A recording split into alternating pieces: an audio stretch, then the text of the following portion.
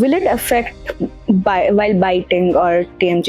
So biting TMJ మీద డెఫినెట్గా any external object which comes in between teeth has an influence on bite, and bite the way you chew, occlusion అంటాం దాన్ని, and the joint also. కాబట్టి యూజువల్గా ఏంటంటే for people who have been long term wearing it, we ask them to wear a retainer of how their dentition was if it is over titurated in a short interval of time. So usually it doesn't cause harm, but in people who have to be, for whom the mandibular advancement device has to happen very rapid, అలాంటి వాళ్ళకి retainers day time పెట్టుకోమని చెప్తాం.